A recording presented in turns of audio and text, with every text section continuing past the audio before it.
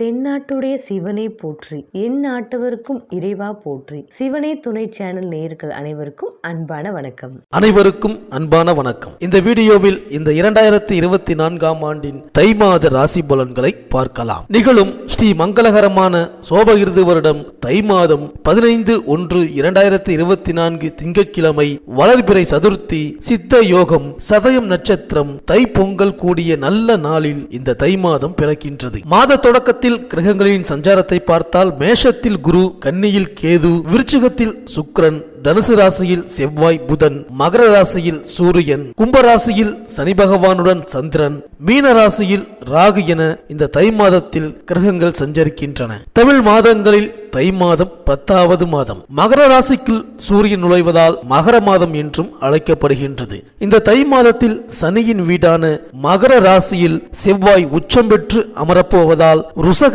யோகம் உருவாக போகின்றது. ருசக யோகம் என்பது ஜோதிடத்தில் கேந்திரம் எனப்படும் லக்னம் மற்றும் 4, 7, 10 ஆகிய இடங்களில் செவ்வாய் அமையும் போது ருசக யோகத்தை அளிப்பார். சர லக்னங்கள் எனப்படும் மேஷம், கடகம், துலாம், மகரம், ஸ்திர லக்னங்களான ரிஷபம், சிம்மம், விருச்சிகம், கும்பம் ஆகிய 8 லக்னங்களுக்கு மட்டுமே ருசக யோகம் செயல்படும். தமிழர் திருநாளாம் தங்கநிகர் பொங்கல் திருநாள் 15/1/2024 திங்கட்கிழமை அன்று வருகின்றது.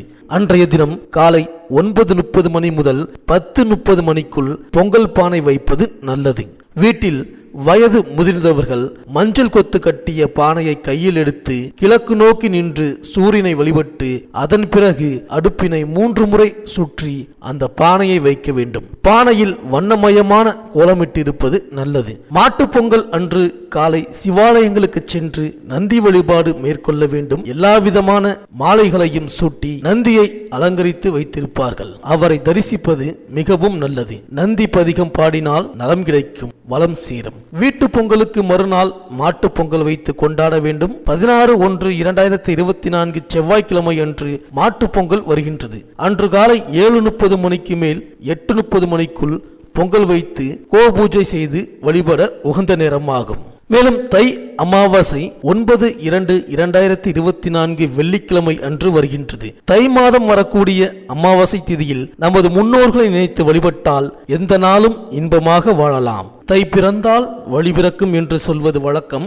வீட்டில் தடைப்பட்ட மங்கள காரியங்கள் தடையின்றி நடைபெறக்கூடிய வாய்ப்பு உருவாகும். மேலும் தை மாதம் வரும் வெள்ளிக்கிழமை அன்று விரதம் இருந்து சிவாலய வழிபாட்டை மேற்கொண்டால் துயரங்கள் துள்ளி ஓடும். அம்பிகை ஆலயங்களில் சந்தனகாப்பு சாற்றி வழிபட்டால் சிந்தனைகள் அனைத்தும் வெற்றி பெறும். இறைவனை அலங்கரித்து பார்த்தால் இனிய வாழ்க்கை மலரும். உடலை குளிர்ச்சியாக்கும் சந்தனத்தை அம்பிகைக்கு சாற்றுவதன் மூலம் உள்ளம் குளிர்ச்சியாகி நமக்கு வேண்டும் வரும் தருவாள் அம்பிகை. தை செவ்வாய் அன்று பெண்கள் விரதம் இருந்து கொழுக்கட்டை பிடித்து சாப்பிடுவது வழக்கம். இதனால் குடும்ப முன்னேற்றமும் ஒற்றுமையும் கணவருக்கு ஆயுள் நீடிப்பும் ஏற்படுவதாக நம்புவார்கள். தை வெள்ளிதோறும் பெண்கள் விரதமிருந்து அம்பிகையை வழிபடுவதும் நன்மையை தரும். இதனால் பொருளாதார நிலை உயரும், பொன்பொருள் சேர்க்கை ஏற்படும். அன்றைய தினம் இனிப்பு பொருளை மட்டும் உட்கொண்டால் வாழ்க்கை இனிப்பாக இருக்கும். வெள்ளிக்கிழமை விரதத்திற்கு பலன் தரும் மாதம் இது. மேலும் இந்த தை மாதம் கிரகங்களின் பெயர்ச்சியை பார்த்தால் 19/1/2024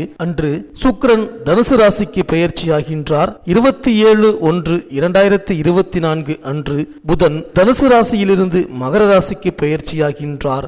4/2/2024 அன்று செவ்வாய் தனுசு ராசியிலிருந்து தனது உச்ச வீடான மகர ராசிக்கு பெயர்ச்சியாகின்றார். இந்த கிரகங்களின் சஞ்சாரம் மற்றும் மாற்றத்தினால் உங்கள் ராசிக்கு என்னென்ன பலன்கள் கிடைக்கப் போகின்றது, நீங்கள் செய்ய வேண்டிய பரிகாரங்கள் என்ன என்று இந்த வீடியோவில் பார்க்கலாம். அனைவருக்கும் இனிய பொங்கல் திருநாள் நல்வாழ்த்துக்கள். சூரியனை ராசி அதிபதியாக கொண்ட சிம்ம ராசி அன்பர்களே, இந்த தை மாத கிரக நிலைகளை ஆராய்ந்து பார்க்கும் பொழுது மாத தொடக்கத்தில் உங்கள் ராசிநாதன் சூரியன் 6ஆம் இடத்தில் சஞ்சரிக்கப் போகின்றார். உங்கள் ராசியை குரு பகவான் பார்க்கின்றார். பலம் பெற்ற குருவின் பார்வை என்பதால் நல்ல பலன்கள் நடைபெற வேண்டும். ஆனால் கண்டக சனியின் ஆதிக்கம் இருக்கின்றது. எனவே இடையிடையே தாக்குதல்களும் தடைகளும் வரத்தான் செய்யும். அவற்றை சமாளிக்கும் ஆற்றல் உங்களுக்கு உண்டு என்பதால் கவலைப்பட வேண்டாம். ஆரோக்கியத்தில் மட்டும் அக்கறை செலுத்துவது நல்லது. மேலும் மாத தொடக்கத்தில் உங்கள் ராசிக்கு 10ஆம் இடத்தில் சஞ்சரிக்கும் குருவின் பார்வை உங்கள் ராசியிலும் 3, 5 ஆகிய இடங்களிலும் பதிகின்றது. குருவின் பார்வையால் மிகுந்த நன்மை கிடைக்கும். பிறரை சார்ந்து தொழில் செய்பவர்கள் தன்னிச்சையாக இயங்க முன்வருவீர்கள். நண்பர்கள் மூலமாக தொழில் வளர்ச்சி காண்பீர்கள். உத்தியோகத்தில் உயர் அதிகாரிகள் உங்கள் கருத்துக்களை ஏற்றுக்கொண்டு செயல்படுவார்கள். சகோதர ஒற்றுமை பலப்படும். பிள்ளைகளுக்கு படிப்பிற்கு ஏற்ற வேலை அமையும். உங்கள் ராசிக்கு சப்தமஸ்தானத்தில் சனி பகவான் சஞ்சரிக்கின்றார். கணவன் மனைவி மற்றும் குடும்ப உறுப்பினர்களுடன் கருத்து வேறுபாடு அதிகரிக்கும். வாசல் தேடி வந்த வரன்கள் கை நழுவி செல்லலாம். வெளிநாடு சென்றவர்கள் வேலை கிடைக்காமல் திரும்பக்கூடும். 7ஆம் இடத்து சனியை கண்டக சனி என்பார்கள். எனவே ஆரோக்கிய சீர்கேடுகள் ஏற்படாமல் இருக்க ஆகாரத்தில் கட்டுப்பாடு செலுத்துங்கள். மேலும் சனியின் பார்வை 1, 4, 9 ஆகிய இடங்களில் பதிகின்றது. சனியின் நேரடி பார்வை உங்கள் ராசியில் பதிவதால் பண தேவை பூர்த்தியானாலும் மன நிம்மதி குறையும். சனியின் பார்வை 4ஆம் இடத்தில் பதிவதால் பெற்றோர் வழியில் சில பிரச்சனைகளை சந்திப்பீர்கள். புதிய வாகனங்கள் வாங்குவதில் ஆர்வம் காட்டுவீர்கள். தாயின் உடல் நலம் சீராக ஒரு தொகையை செலவிடுவீர்கள். உத்தியோகத்தில் இடமாறுதல்கள் கிடைக்கும். மேலும் சனியின் பார்வை 9ஆம் இடத்தில் பதிவதால் பாக்கியஸ்தானம் பலப்படுகின்றது.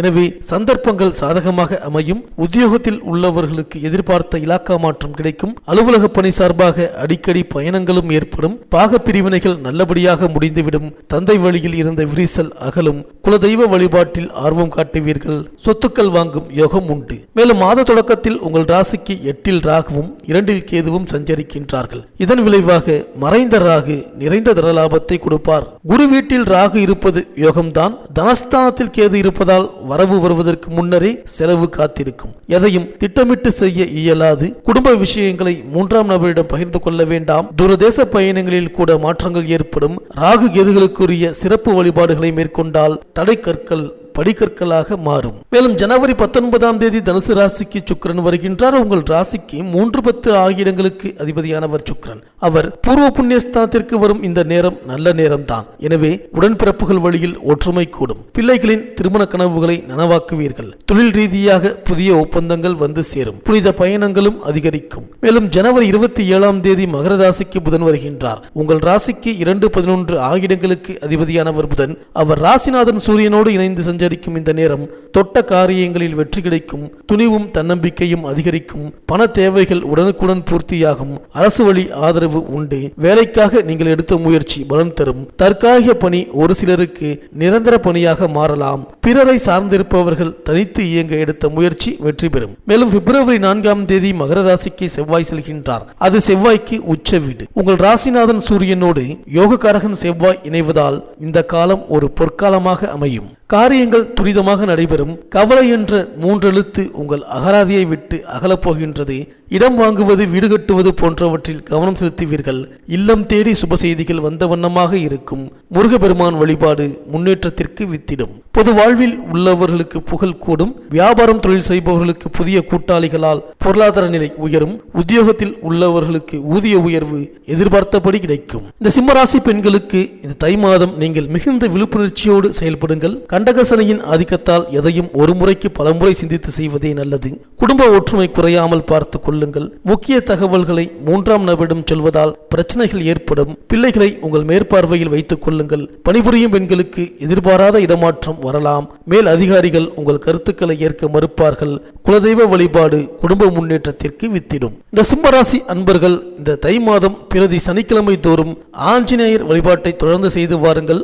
புதன்கிழமைகளில் ஸ்ரீ நவக்கிரக செவ்வாயை வலம் வந்து பிரார்த்தனை செய்து வாருங்கள். இந்த சிம்மராசி அன்பர்களுக்கு இந்த தை மாதம் அனைத்தும் நன்மையே நடக்கும். இந்த வீடியோ உங்களுக்கு பிடிச்சிருந்தா லைக் பண்ணுங்க, உங்க நண்பர்களுக்கு ஷேர் பண்ணுங்க, மறக்காம சப்ஸ்கிரைப் பண்ணுங்க, பக்கத்தில் இருக்கிற பெல் ஐக்கானை கிளிக் பண்ணுங்க. மீண்டும் அடுத்த வீடியோவில் சந்திப்போம். நன்றி, வணக்கம்.